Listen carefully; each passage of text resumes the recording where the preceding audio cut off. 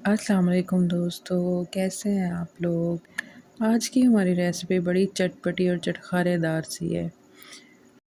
तली हुई मिसालेदार खट्टी मीठी मिर्च। जैसे कि आजकल गर्मियाँ चल रही हैं तो बाज़-औक़ात हमारा सालन के साथ रोटी खाने को दिल नहीं करता, तो आप ये बना के रख लें। आप यकीन करें, आप एक रोटी खाते हैं, आप 2 खाएँगे।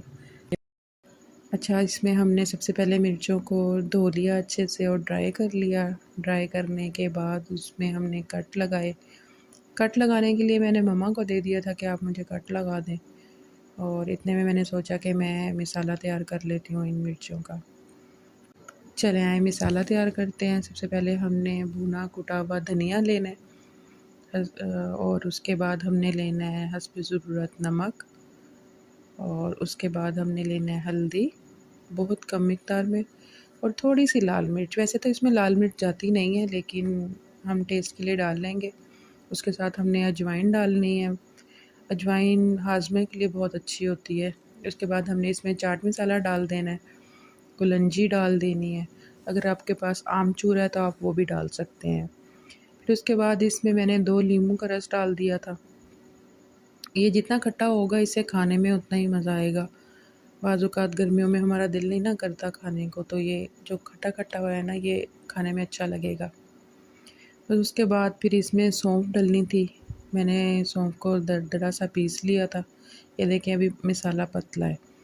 इसको हमने पतला नहीं रहने देना, इसे हमने थिक करना है। इसमें क्योंकि अभी सौंफ नहीं डली है, वो डलनी है। बस इसमें मैंने दरदरी से सौंफ को पीसा और वो डाल दिया था सौंफ को। अच्छे से इसको हमने मिक्स करना है।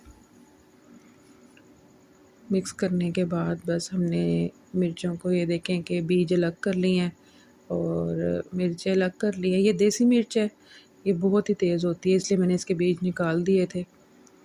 आप चाहें तो बेशक ना निकालें, अगर आप ज़्यादा तीखा खाना पसंद करते हैं तो।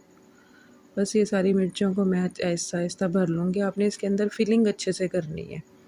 ये नहीं कि थोड़ी-थोड़ी फिलिंग करके रख दें, आपने मिर्च को अच्छे से फुल करना है, ताकि उसमें मसाला जब अच्छे से भर जाएगा तो ज़रा सही मज़ा आएगा खाने में। ये सारी मिर्चों को मैंने भर लिया था। बस अब एक पैन लेंगे, उसमें ऑयल डालेंगे।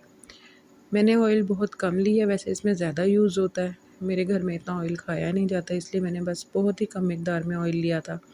उसमें मैंने ज़ीरा और कुलंजी को डाल के भून लिया था। हल्की-हल्की खुशबू आने लग गई थी। फिर साथ ही मैंने अचार का मसाला होता है, वो डाल दिया था।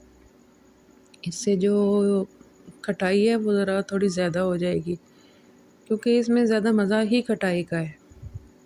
बस इसमें हमने मिर्चों को डाल देना है और इसको फ्राई कर लेना है। मिर्च ज़्यादातर फ्राई होने में इतना टाइम नहीं लेती है, ये जल्दी फ्राई हो जाती है।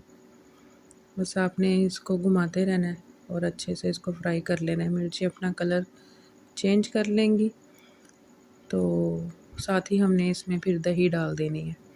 अब दही डालने का मतलब ये है कि जो भी हमने इसके अंदर मिर्चों के अंदर जो मसाला है या जो भी हमने ऑयल में डाला था, ये सब मसाला एक ग्रेवी की शक्ल में आ जाए। बस ये जैसे ही दही अपना पानी छोड़ के सूख जाएगी, देखें कि कैसे ये एक ग्रेवी की शक्ल इख्तियार कर गई है। बस इसी जो ये मसाला है, इसके खाने का मज़ा है। बस ये हमारी मिर्चें तैयार है, इसको हम डिश आउट कर लेते हैं। यकीन करें बहुत मज़े की हैं, और ये आपको दोपहर के खाने का जो मज़ा है उसको दुबाला कर देंगी।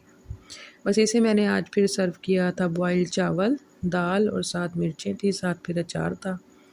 आज के खाने का मज़ा ही बहुत था।